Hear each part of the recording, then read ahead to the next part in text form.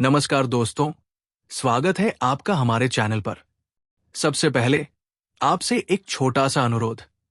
अगर आपको हमारी कहानियां पसंद आती है तो प्लीज इस वीडियो को लाइक, शेयर और सब्सक्राइब जरूर करें। आपका एक क्लिक हमें ऐसी और प्रेरणादायक कहानियां लाने की शक्ति देता है। दोस्तों, आज हम बात करने वाले हैं महाभारत के एक ऐसे वीर की जिसकी गाथा सुनकर आज भी रोंगटे खड़े हो जाते हैं। एक ऐसा योद्धा जिसने कम उम्र में भी ऐसा साहस दिखाया कि उसका नाम इतिहास के पन्नों में अमर हो गया। आज की हमारी कहानी है वीर अभिमन्यु की प्रेरणादायक गाथा। यह कहानी सिर्फ एक युद्ध की कथा नहीं, यह त्याग की, साहस की और कर्तव्य की सबसे उज्जवल मिसाल है। इस कहानी का हर भाग हमें एक नया जीवन पाठ सिखाता है और मुझे पूरा भरोसा है कि आप इस कहानी को अंत तक जुड़े रहकर सुनेंगे। तो चलिए दोस्तों, शुरू करते हैं अभिमन्यु की अद्भुत और दिल को छू लेने वाली प्रेरक यात्रा। भाग 1, अभिमन्यु का जन्म और गर्भकाल की शिक्षा। महाभारत की कथा में अभिमन्यु का आगमन किसी साधारण जंग की तरह नहीं हुआ था। ये वो जंग था जो धर्म, साहस और वीरता की महागाथा लिखने के लिए नियत था। उस समय पांडव वनवास में थे। दुनिया की नजर में वे राज सिंहासन से दूर थे, लेकिन ईश्वर की नजर में वे इतिहास रचने की तैयारी कर रहे थे। इसी तपस्या और संघर्ष के समय अर्जुन के जीवन में एक सुखद प्रकाश आई। सुभद्रा यादव वंश की राजकुमारी, श्री कृष्ण की बहन, नारी सौंदर्य और करुणा की प्रतिमूर्ति। जब वो अर्जुन के जीवन में आई तो मानो उनके कठिन जीवन में एक शांत, पवित्र हवा का झोंका आ गया। श्री कृष्ण स्वयं उनके विवाह का सूत्रधार बने, क्योंकि वे जानते थे कि इन दोनों के संयोग से एक ऐसा पुत्र जन्म लेगा जो इतिहास बदल देगा। कुछ समय बाद सुभद्रा गर्भवती हुई। द्वारका में इस समाचार पर उत्सव मनाया गया। कृष्ण के चेहरे पर एक गहरी, दिव्य मुस्कान थी, मानो उन्हें भविष्य का ज्ञान हो। वे अक्सर सुभद्रा के पास बैठते और कहते, बहन, तेरे गर्भ में जो बालक है वो मेरा भी प्रिय होगा। वो सिर्फ अर्जुन का पुत्र नहीं, धर्म का भविष्य है। सुभद्रा मुस्कुराती। उनके भीतर पल रहा जीवन मानो ममता और प्रेम में नहाया हुआ था। अर्जुन का गर्भ संस्कार, युद्ध का ज्ञान जो जन्म से पहले मिला। एक दिन अर्जुन ने सोचा, मेरा पुत्र योद्धा बनेगा, तो क्यों न मैं उसकी मां को युद्ध कला का ज्ञान दूं। वे सुभद्रा को रथ पर बैठाकर दूर मैदान में ले गए। सुभद्रा के लिए यह नया था, पर अर्जुन के लिए यह धर्म का भविष्य तैयार करने जैसा था। उन्होंने धनुष बाण उठाया और सुभद्रा को युद्ध रचनाओं के बारे में समझाना शुरू किया। चक्रव्यूह क्या होता है, ये कैसे बनता है, ये कैसे घूमता है, इसमें प्रवेश करने के लिए घोड़े की गति कैसी होनी चाहिए, योद्धा का मन कितना शांत होना चाहिए। अर्जुन बोलते जा रहे थे और सुभद्रा ध्यान से सुन रही थी। लेकिन ये सिर्फ सुभद्रा नहीं सुन रही थी, ये ज्ञान एक और कान सुन रहे थे। गर्भ में पल रहा अभिमन्यु। सुभद्रा के हृदय की धड़कनों के नीचे एक छोटी सी आत्मा मां और पिता की हर ध्वनि को गहराई से ग्रहण कर रही थी। कहा जाता है कि गर्भ में पल रहे शिशु में भी एक चेतना होती है, और अभिमन्यु की चेतना दिव्य और अद्भुत थी। जब अर्जुन चक्रव्यूह के पहले, दूसरे और तीसरे चरण को समझाते हैं, अभिमन्यु इतना एकाग्र हो जाता है कि उसके भीतर योद्धा का बीज उगने लगता है। अर्जुन बताते हैं, पहली परत में प्रवेश कैसे करना है, दूसरी परत को कैसे तोड़ना है, तीसरी परत में सैनिकों को कैसे छिन्न भिन्न करना है। अभिमन्यु गर्भ में एक छोटे से मन से ये सब महसूस कर रहा था। शब्द नहीं, ज्ञान की ऊर्जा। ये एक दिव्य संयोग था जहां पिता की आवाज सीधे पुत्र की आत्मा से संवाद कर रही थी। अर्जुन चक्रव्यूह से बाहर निकलने की विधि समझाने ही वाले थे कि सुभद्रा को अचानक थकान महसूस हुई। उनकी आंखें बंद होने लगी। अर्जुन बोले, सुभद्रा, क्या तुम सुन रही हो? लेकिन सुभद्रा शिथिल पड़ चुकी थी। वे सो गई। अर्जुन ने सोचा, अब आगे का ज्ञान बाद में दूंगा, पर यह बाद में कभी नहीं आया। अभिमन्यु ने प्रवेश की पूरी कला सीख ली, लेकिन निकास की विधि अधूरी रह गई। ये अधूरा ज्ञान भविष्य में इतिहास का सबसे बड़ा मोड़ बनेगा। ज्ञान की शुरुआत जन्म से पहले भी हो सकती है। मां बाप की बातें बच्चे पर गहरा असर छोड़ती है। गर्भ संस्कार का प्रभाव भविष्य को बदल सकता है। अधूरा ज्ञान भी महानता का मार्ग खोल सकता है, यदि साहस और सत्य साथ हो। भाग 2, गुरु, परिवार और संस्कारों से निर्मित उसका चरित्र।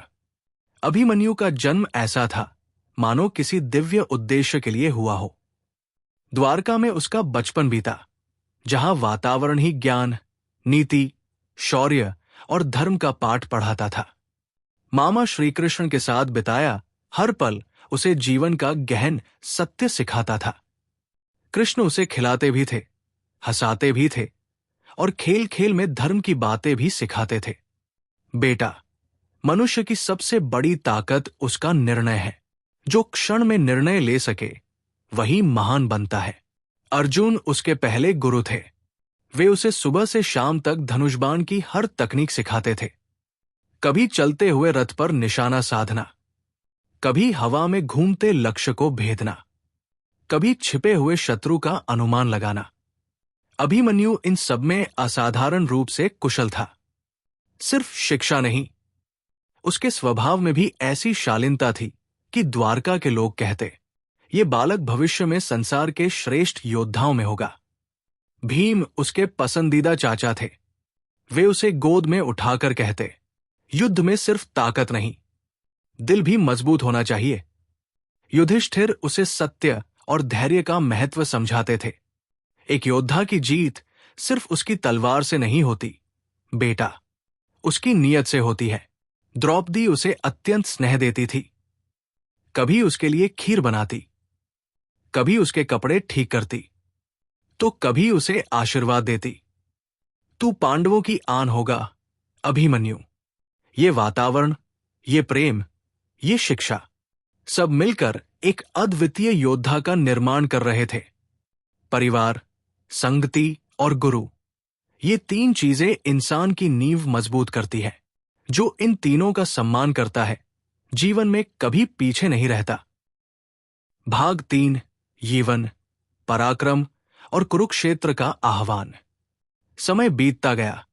द्वारका और इंद्रप्रस्थ की गलियों में खेलने वाला छोटा सा अभिमन्यु धीरे धीरे बढ़ने लगा। उसके कदमों में अब बालपन की चंचलता कम और एक योद्धा का संयम अधिक दिखाई देने लगा था। अभिमन्यु अब सिर्फ अर्जुन का पुत्र नहीं रहा था, वो पांडवों का गर्व, कृष्ण का चहेता भांजा और संपूर्ण आर्यावर्त की आशा बन चुका था। किशोर अवस्था में ही पराक्रम की झलक। जब अभिमन्यु लगभग 12-13 वर्ष का था, उसने ऐसे ऐसे युद्ध कौशल का प्रदर्शन किया जिसने हर गुरु को आश्चर्य में डाल दिया। कभी वो चलते रथ से 10 तीर एक साथ चलाता, कभी वो उछलते लक्ष्य को हवा में भेद देता, तो कभी तीरों से इतना मजबूत सुरक्षा कवच बनाता कि अनुभवी योद्धा भी दंग रह जाते। अर्जुन उसे देखकर मुस्कुराते और कहते, ये केवल मेरा पुत्र नहीं, मेरे घमंड को भी तोड़ने वाला योद्धा है। कृष्ण अक्सर कहते, जिस दिन ये लड़का युद्ध भूमि में उतरेगा, वो दिन इतिहास बदलने का दिन होगा। प्रशिक्षण जो उसे असाधारण बनाता था, उसके प्रशिक्षण का हर पहलू एक महारथी बनाने की दिशा में था। अर्जुन उसे धनुर्विद्या का हर रहस्य सिखाते, कृष्ण उसे मनोबल और नीतियों का पाठ पढ़ाते, भीम उसे ताकत और सहन शक्ति सिखाते, युधिष्ठिर उसे संयम और न्याय की शिक्षा देते, द्रौपदी उसे आशीष देती, तू हमेशा सत्य के मार्ग पर चले। अभिमन्यु की दिनचर्या कठोर थी। सुबह सूर्योदय से पहले उठना, ध्यान और प्राणायाम, धनुष का अभ्यास, घुड़सवारी, रथ संचालन, फिर दोपहर में युद्ध रणनीतियां और रात में गुरुजनों से सीखने का समय। जिस उम्र में बाकी बच्चे खेलते, अभिमन्यु अभ्यास में मग्न रहता। 16 वर्ष का होते होते अभिमन्यु में एक अद्भुत तेज दिखाई देने लगा। उसकी कदकाठी, उसका आत्मविश्वास, उसकी चाल, सब कुछ एक सच्चे योद्धा की पहचान लिए हुए था। युवराज के रूप में भी उसका स्वभाव विनम्र और आदर्शवादी था। वो हर सैनिक, हर शिष्य को आदर देता। लोग उसके पास सिर्फ सलाह लेने नहीं, बल्कि प्रेरणा लेने आते थे। उसकी लोकप्रियता इतनी थी कि दूर दूर के राज्य अपने युवाओं को अभिमन्यु का एक क्षण देखने भेजते थे। आर्यावर्त में चर्चाएं होने लगी, अभिमन्यु ही भविष्य का अर्जुन है। लेकिन इस उजाले के बीच एक अंधकार भी छिपा था। कुरुक्षेत्र का युद्ध। समस्त भारतवर्ष 2 भागों में बंट चुका था। एक ओर पांडव, दूसरी ओर कौरव। अधर्म और अहंकार दुर्योधन की नसों में पनप चुका था। कृष्ण के प्रयास विफल हो गए। अब युद्ध अवश्यंभावी था। अभिमन्यु जैसे युवराज युद्ध की तैयारी में लग गए, लेकिन उनके दिल में एक द्वंद्व था। युद्ध तो विनाश है, पर अधर्म के आगे झुकना उससे भी बड़ा विनाश है। जब युद्ध का दिन नजदीक आया, अभिमन्यु ने अपने शस्त्र उठाए। उसके चेहरे पर दुख भी था और दृढ़ संकल्प भी। उसने अपनी मां सुभद्रा के चरण छुए। मां, आशीर्वाद दे। धर्म की लड़ाई में मैं हमेशा सत्य के मार्ग पर चलूं। सुभद्रा की आंखें नम थी। वो समझ रही थी, ये युद्ध उनके पुत्र की नियति लिखने वाला था। अर्जुन ने उसका कंधा थामा। पुत्र, अब तू बालक नहीं, आज से तू युद्ध भूमि का योद्धा है। स्मरण रखना, धर्म का पक्ष हमेशा विजयी होता है। कृष्ण मुस्कुराए। उसकी पीठ थपथपाते हुए बोले, अभी तो सिर्फ आह्वान है, अभी तेरी वीरता का सूर्य उदय होना बाकी है। अभिमन्यु। युद्ध का प्रथम दिन। अभिमन्यु की गूंज। कुरुक्षेत्र की रणभूमि में पहले दिन ही अभिमन्यु ने अपना ऐसा पराक्रम दिखाया कि कौरव सेना स्तब्ध रह गई। घोड़े दौड़ते, रथ गूंजते, बाणों की बारिश होती, और इस सब के बीच अभिमन्यु का रथ सूर्य की तरह चमक रहा था। कई प्रमुख कौरव योद्धा उसके सामने टिक नहीं पाए। सैनिकों ने एक दूसरे से कहा, ये अर्जुन जैसा तो है ही, पर कहीं ये उससे भी आगे न बढ़ जाए। और यही से अभिमन्यु का नाम कौरवों के लिए भय और पांडवों के लिए आशा बन गया। कृष्ण ने अर्जुन से कहा, अर्जुन देख, तेरे पुत्र का तेज देख। युद्ध भूमि में ये एक नए सूर्य की तरह उग रहा है। जीवन तभी सार्थक है जब संयम, अनुशासन और धैर्य से भरा हो। प्रतिभा परिश्रम से बड़ी नहीं होती, दोनों का संगम ही महानता देता है। युद्ध चाहे कोई भी हो, बाहरी या जीवन का, उसका पहला आह्वान साहस और सत्य की मांग करता है। भाग 4। चक्रव्यूह का संकट और अभिमन्यु का निर्णय। कुरुक्षेत्र की सुबह उस दिन कुछ अलग थी। युद्ध भूमि की धूल में एक भयावह सन्नाटा था। जैसे किसी बड़े तूफान से पहले प्रकृति खुद सांस रोककर खड़ी हो। दूर से कौरव सेना की विशालकाय रचना चमक रही थी।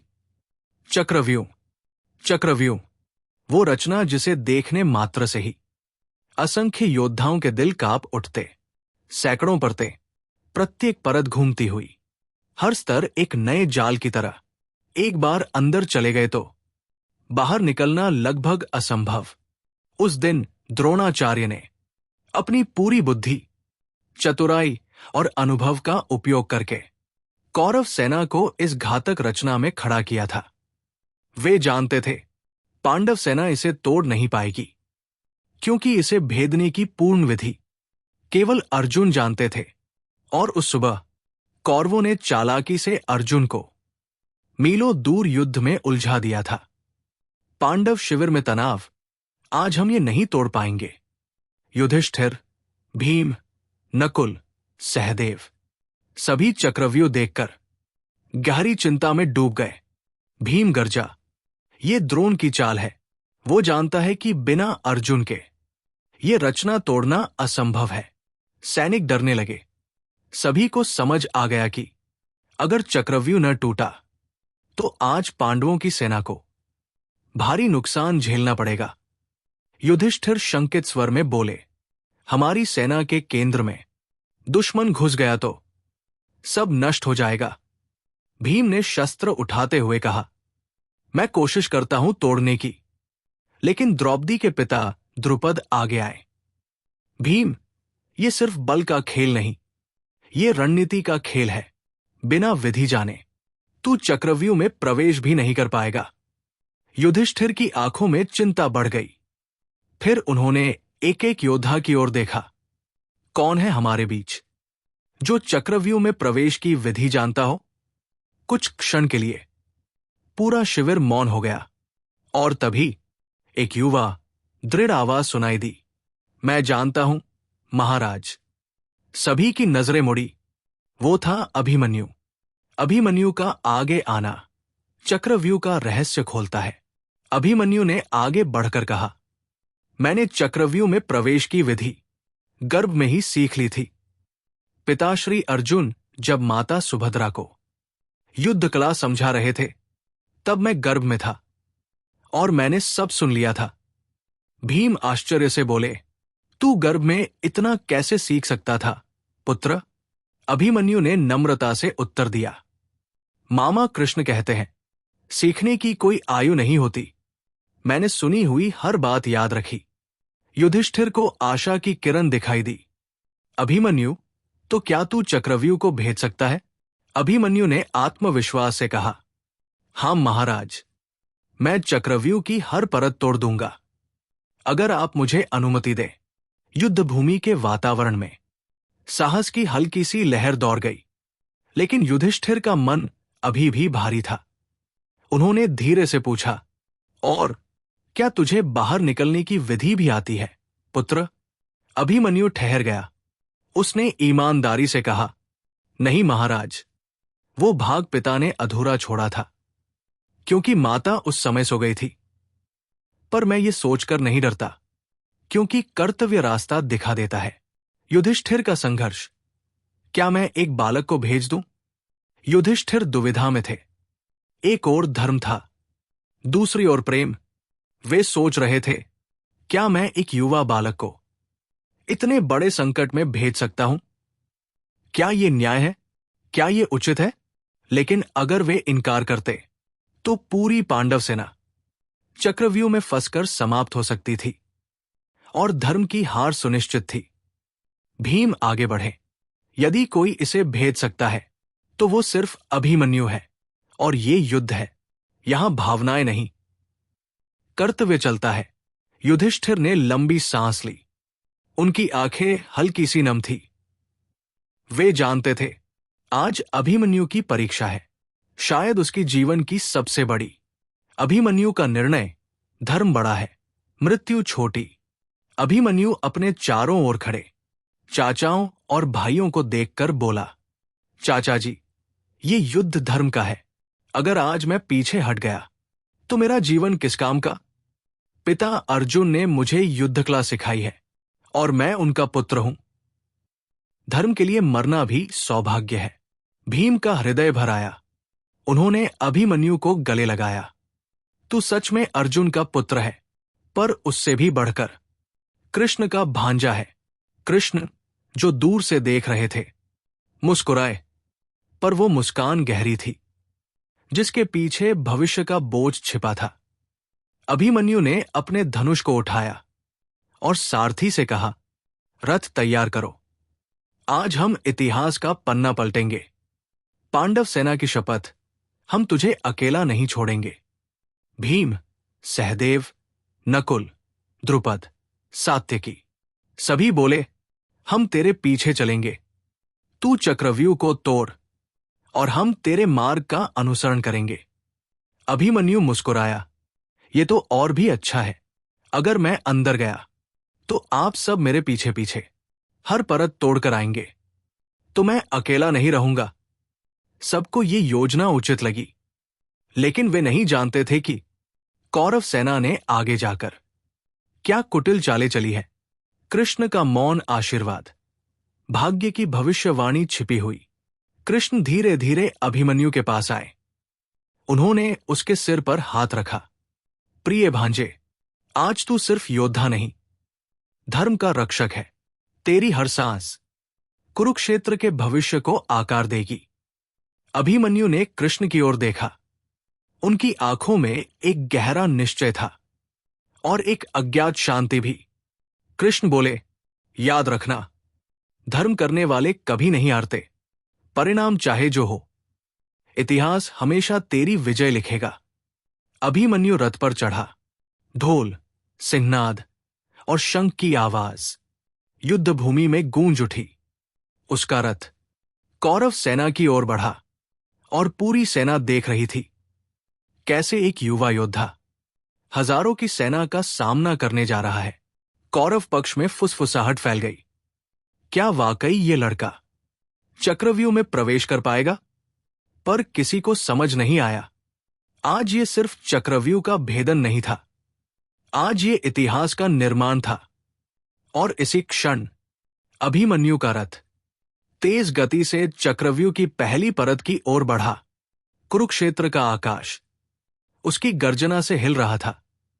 कर्तव्य कभी आसान नहीं होता, पर जो कठिनाइयों से डरकर पीछे हट जाए उसे इतिहास याद नहीं रखता।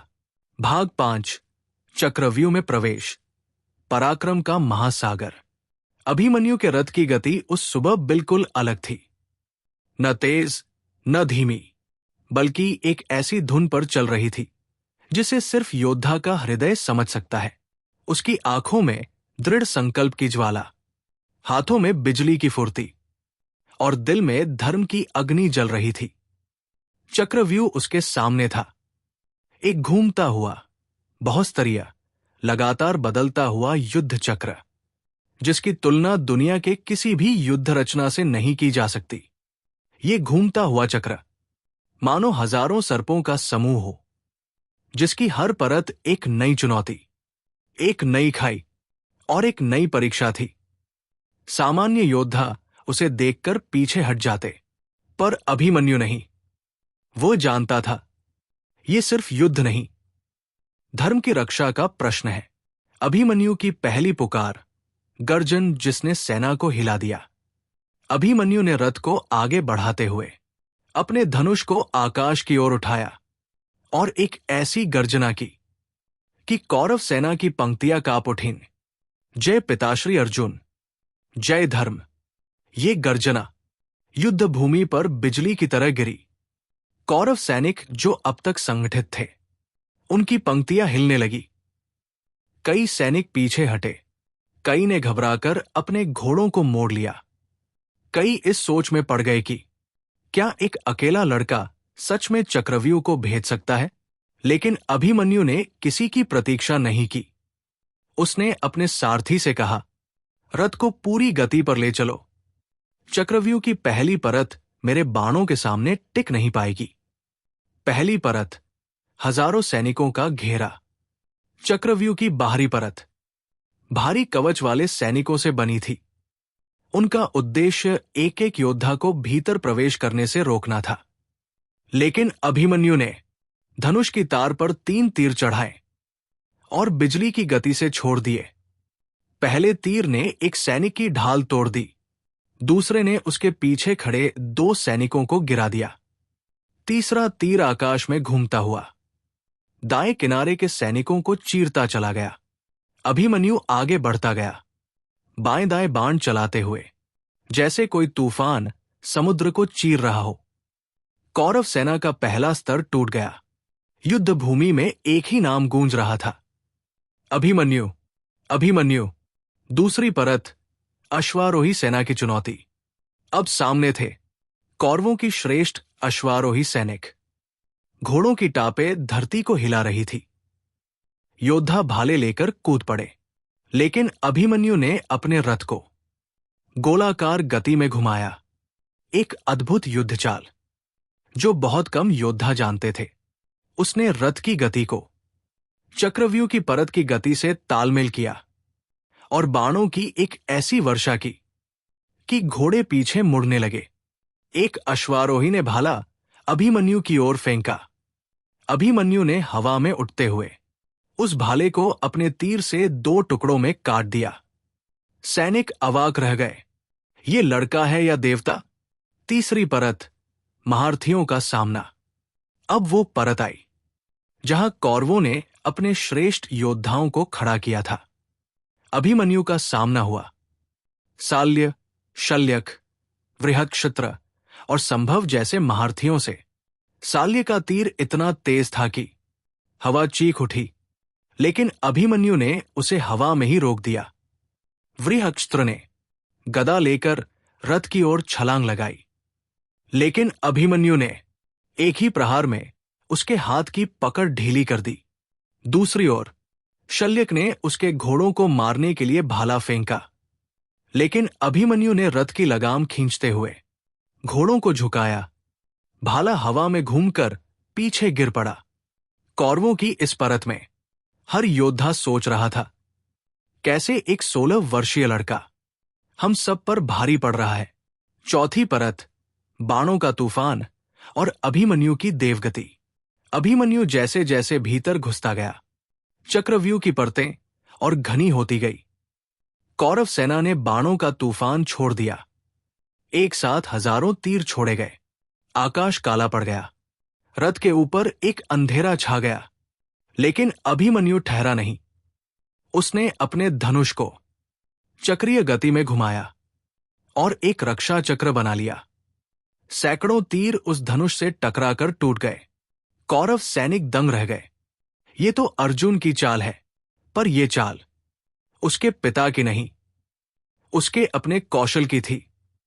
अभिमन्यु ने कहा, मैं सिर्फ अर्जुन का पुत्र नहीं, कुरुक्षेत्र का योद्धा हूं।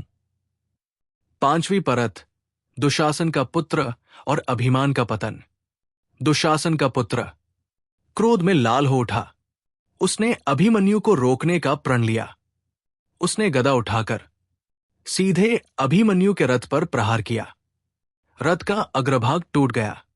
घोड़े पीछे हिले, लेकिन अभिमन्यु शांत रहा। उसने तीर उठाया और दुशासन के पुत्र की कलाई पर साधा। तीर सीधे जाकर लगा। गदा उसके हाथ से गिर गई। पूरी कौरव सेना ने पहली बार देखा दुशासन का पुत्र अभिमन्यु के सामने घुटनों पर झुक गया। छठी परत, कर्ण का भय। अब तक कर्ण दूर से सब देख रहा था। वो समझ चुका था, ये लड़का मेरे सामने टिक जाएगा। कर्ण ने दूर से भयानक प्रहार किया। अभिमन्यु का धनुष कर की आवाज के साथ टूट गया, पर अभिमन्यु ने तुरंत दूसरा धनुष उठा लिया और प्रहार जारी रखा। कर्ण अचंभित हो गया। ये कैसे संभव है, एक लड़के में इतना तेज। सातवीं परत, चक्रव्यूह का हृदय। अब अभिमन्यु चक्रव्यूह के मूल में पहुंच चुका था। ये वो स्थान था जहां कई योद्धा आज तक नहीं पहुंच पाए। हर परत को चीरते हुए उसका साहस और बढ़ता जा रहा था। उसके चेहरे पर विजय की ज्योति थी। द्रोण को पहली बार युद्ध में भय महसूस हुआ। ये बालक चक्रव्यूह को ध्वस्त कर देगा। इन शब्दों ने ही कौरवों को नियम तोड़ने पर मजबूर किया। जो आगे भाग 6 में होता है, असली योद्धा वही है जो अकेला होकर भी असंभव को संभव बना दे। उम्र कभी ताकत की सीमा नहीं होती। दृढ़ संकल्प सबसे कठिन रचनाओं को भी तोड़ सकता है। भाग 6, नियमों का उल्लंघन और अंतिम संघर्ष। चक्रव्यूह की 5वीं परत तक आते आते अभिमन्यु का रथ धूल और खून से लाल हो चुका था। उसके माथे से पसीना टपक रहा था। सांसें तेज थी, लेकिन उसके चेहरे पर एक अटूट संकल्प की चमक थी। मैं धर्म की रक्षा के लिए आखिरी सांस तक लड़ूंगा। उसकी आंखें अब भी बाज की तरह चौकन्नी थी। उसकी उंगलियां धनुष की तार पर बिजली की तरह फुर्तीली थी। जहां वो नजर दौड़ाता, वहां कौरव सैनिकों के मन में भय की लहर दौड़ जाती। लेकिन जैसे ही वो चक्रव्यूह की गहरी परतों में पहुंचा, कौरव पक्ष का धैर्य टूटने लगा। वे देख रहे थे कि एक 16 वर्षीय लड़का उनकी योजना, उनकी रणनीति और उनके गर्व को टुकड़ों में बांटता जा रहा है। अभिमन्यु आगे बढ़ता गया। बाणों की वर्षा, रथ का तीव्र घुमाव और अद्वितीय चपलता, उसका हर प्रहार मानो 10 सैनिकों की शक्ति लिए हुए था। अब शुरू हुआ अधर्म का खेल। द्रोणाचार्य ने दूर से ये दृश्य देखा। कौरव सेना लगातार पीछे हट रही है, अभिमन्यु आगे बढ़ रहा है और अब स्थिति नियंत्रण से बाहर हो रही है। द्रोण ने क्रोध और चिंता में दुर्योधन से कहा, यदि इस बालक को नहीं रोका गया तो आज हमारी पूरी सेना का अंत सुनिश्चित है। अब समय है कि हम नियम छोड़कर रणनीति अपनाएं। यही महाभारत का वो क्षण था जहां पहली बार अधर्म ने धर्म को कुचलना शुरू किया। दुर्योधन ने आदेश दिया, सब एक साथ हमला करो, एक पल को भी उसे सांस मत लेने दो। पहला प्रहार, कर्ण का पीठ पीछे वार। कर्ण, जो सामने से कभी अर्जुन के पुत्र का सामना नहीं कर पाता, उसने पीछे से तीर चलाए। तीरों की बौछार इतनी तीव्र थी कि अभिमन्यु का रथ झटके खाने लगा। एक तीर उसके बाएं कंधे को चीर गया। अभिमन्यु ने पीछे मुड़कर देखा। चेहरा शांत, पर आंखों में आग। वो चिल्लाया, कर्ण, वीर सामने से लड़ते हैं, पीछे से वार कायर करते हैं। लेकिन कर्ण चुप रहा। उसे पता था, सामने से लड़ने गया तो वो टिकने वाला नहीं। दूसरा प्रहार, द्रोण का आदेश, सब मिलकर हमला करो। द्रोणाचार्य ने अपने शिष्यों को निर्देश दिया, घेरे को संकुचित करो, उसके चलने की जगह कम कर दो। सैकड़ों सैनिक उसके चारों ओर दीवार बनाकर खड़े हो गए। अभिमन्यु ने बाण चलाए। कुछ सैनिक गिर गए, लेकिन नई टुकड़ियां तुरंत खड़ी हो गई। द्रोण ने कहा, यह बालक अकेला है, अगर हम नियम मानते रहें तो ये हमें हरा देगा। ये शब्द धर्म के मुखिया माने जाने वाले गुरु द्रोण के थे, और ये था धर्म का सबसे बड़ा पतन। तीसरा प्रहार, कृपाचार्य का रथ रोकना। कृपाचार्य ने अभिमन्यु के रथ के सामने अपनी सेना खड़ी कर दी। उन्होंने दूर से इतने बाण चलाए कि अभिमन्यु के रथ के पहिए तक धीरे धीरे कमजोर होने लगे। अभिमन्यु ने एक तीव्र गति से हमला कर कई सैनिकों को हटाया, लेकिन तभी एक तीर उसके रथ की लगाम काट गया। रथ धीमा पड़ने लगा। अभिमन्यु के मन में एक क्षण के लिए चिंता उठी। ये रथ अगर रुक गया तो मेरे पास भागने का कोई मार्ग नहीं रहेगा। लेकिन उसके चेहरे पर कोई भय नहीं था। चौथा प्रहार, दुशासन का आक्रमण। दुशासन का पुत्र बदले की आग में जल रहा था। उसने आगे बढ़कर अभिमन्यु पर एक साथ कई भारी शस्त्र फेंके। एक गदा अभिमन्यु के रथ के खंभे पर लगी। रथ का आधा हिस्सा टूटकर गिर गया।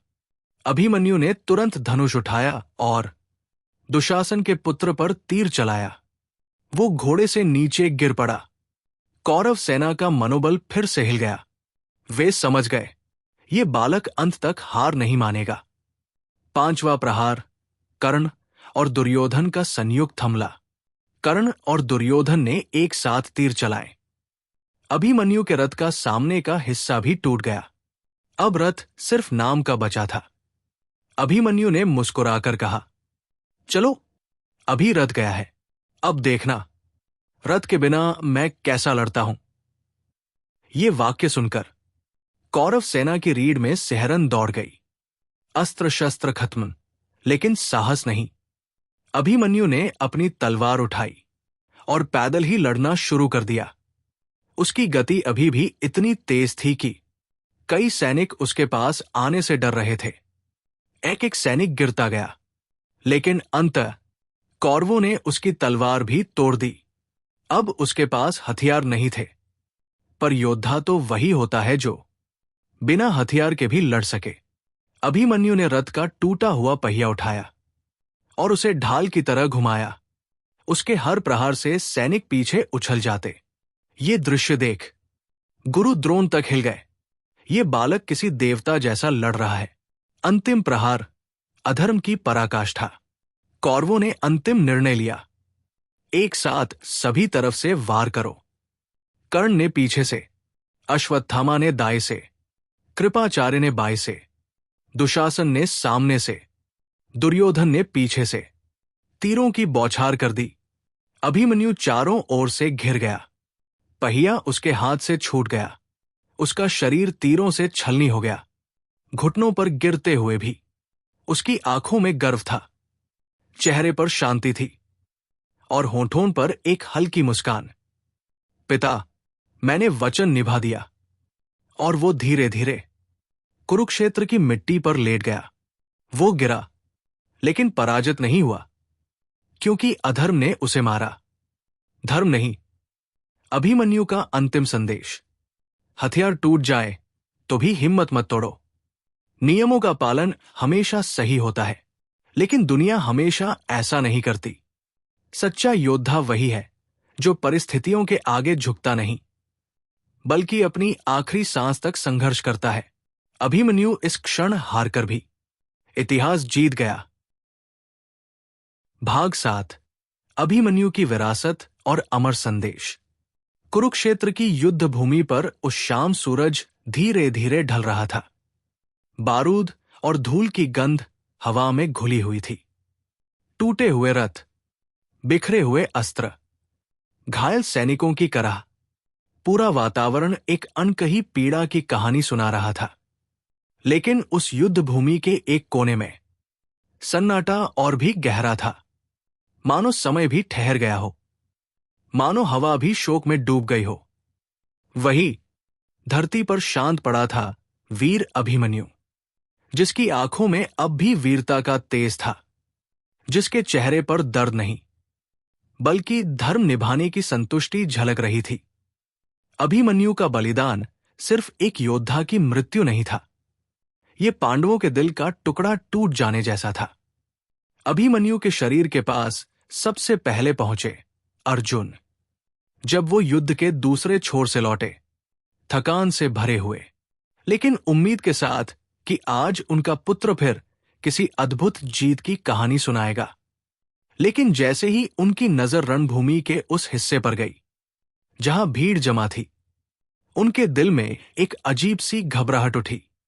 उन्होंने रथ से कूदकर दौड़ लगाई, और तभी उनकी नजर उस निष्प्राण शरीर पर पड़ी। दुनिया के सबसे महान धनुर्धारी अर्जुन, जिसे देवताओं ने भी सलाम किया था, उस पल जमीन पर गिर पड़े।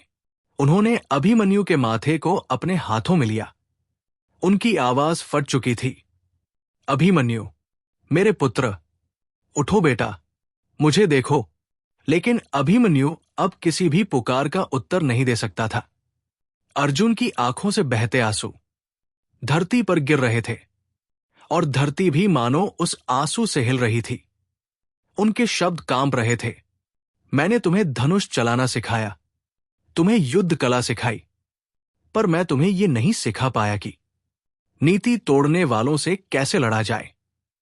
उसकी ये करुणा सिर्फ पिता की नहीं, बल्कि एक टूटे हुए हृदय की पुकार थी। श्री कृष्ण अभिमन्यु के सिरहाने खड़े थे।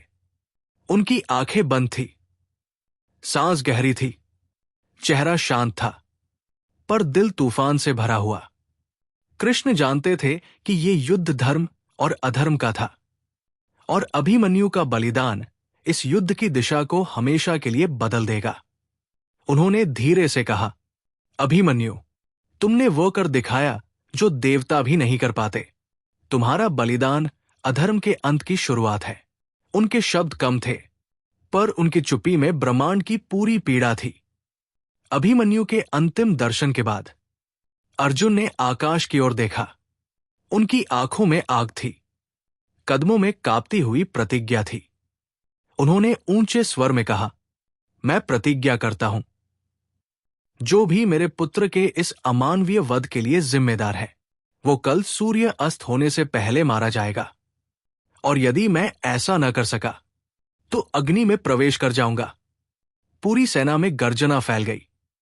धरती भी मानो कांप उठी, क्योंकि यही वो क्षण था जिसने जयद्रथवध की नींव रखी और महाभारत के इतिहास को हमेशा के लिए बदल दिया। अभिमन्यु का बलिदान हमें सिखाता है, प्रेम त्याग से बड़ा नहीं होता। धर्म के मार्ग पर चलने वाला कभी नहीं हारता। एक योद्धा का बल उसकी उम्र से नहीं, उसके हृदय से मापा जाता है।